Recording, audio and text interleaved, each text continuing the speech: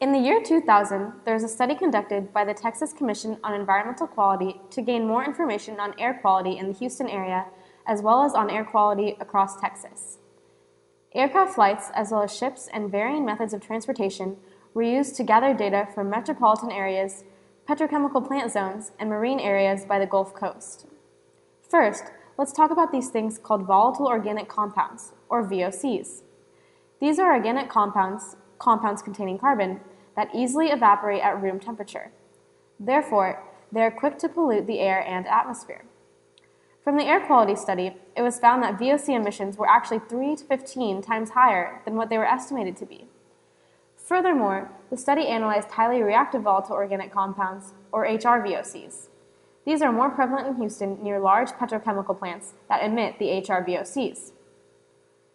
Compounds that are considered to be HRVOCs are light alkenes, which include propene, ethane, 1,3-butadiene, and forms of butene.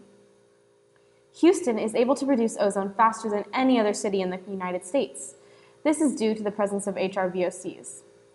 This is because when winds from large weather systems and coastal breezes combine, they mesh with the HRVOCs emitted throughout Houston to form ozone.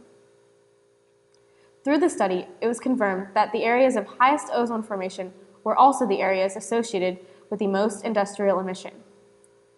In response to these findings, the Texas Commission on Environmental Quality issued a set of regulations for HRVOC emissions in 2002. These regulations were to ensure that annual emissions from flares, cooling towers, and process vents did not exceed a set limit.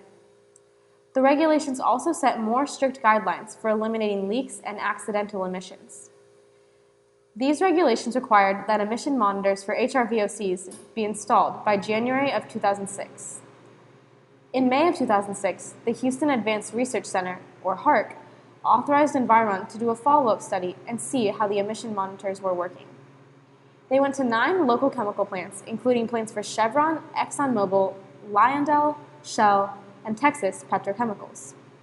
These plants alone emit 67.5% of the HRVOCs that can be emitted in Harris County. Environ found that for all of the plants as a whole, the monitors reduced emission by about 17% of the overall allowed amount. However, Environ determined that it was unable to be found whether or not these monitors were economically beneficial or sustainable to the companies. So progress had been made, but on a broader scale, was it really working?